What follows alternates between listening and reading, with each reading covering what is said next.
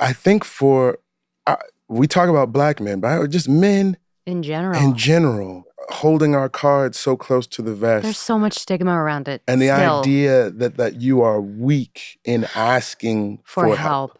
Yeah. Right? Like, I feel like the show went a long way to sort of combating that idea and saying that, like, there's real strength in being vulnerable enough to admit that you need help, right?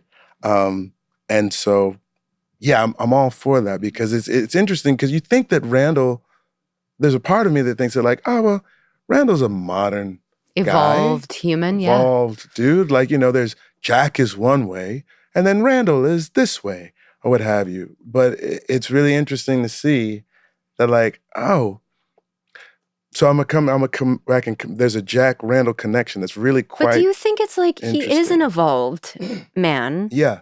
And a modern man in that sense? Yeah. To me, it always struck me as like, it's the same idea of like, I don't want to burden someone else. Sure. I can handle this heavy load. Sure.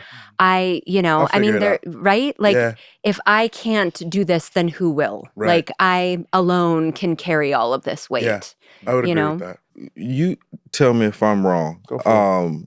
Mandy, I've noticed through like my relationships that I don't even know if it is truly a gender thing when it comes to folks not liking therapy.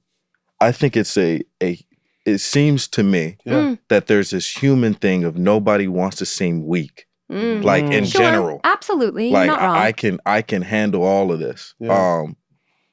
So, I was wondering your perspective, like. I just feel generally speaking, like what Sterling was speaking to, that men often have more trouble admitting they need help, that they need to talk to someone, that some an exercise like this could be beneficial to them. Yeah. I have found in my own experience in my own life, my female friends are way more apt to be in therapy, to have that as sort of a regular practice in their life than the men in my life. Maybe it's a generational thing. Maybe it is. Because Maybe it is. All the dudes that I know, they're doing therapy.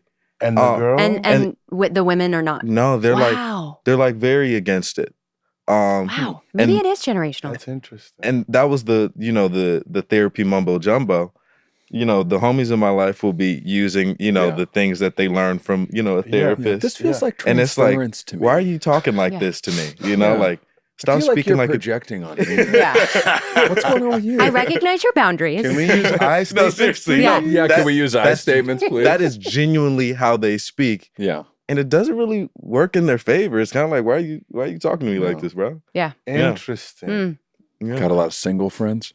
Yeah. No, know what I'm saying? Yeah. You know what I mean? You're reminding me of like when I know people who did landmark education. Do you know landmark? I know landmark, yeah. What's landmark? Landmark education is self-improvement. Yeah.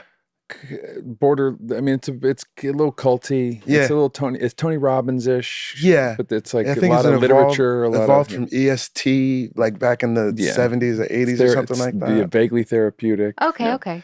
Anyway, but like when Landmark people Forum. do it. Yeah, I've heard of it. When they do it, they, they'll do a lot of talk about integrity and honoring your word as yourself and things. And then there's a certain level of speechiness that comes from it. It's like, oh, you think you're pulling me in, but actually you're just not talking to me like a person. Yeah. So it's almost like, this happens a lot. Yeah. That's the mansplaining part about it. Yeah. Right. To when now they go to this therapy and they think now I have this tool, this position of authority to be able to communicate. And it's like, no, you're talking to me like I'm a kid. Doesn't that happen though? Anytime anybody learns something new and they want to share the new thing with somebody else. Name any president I know.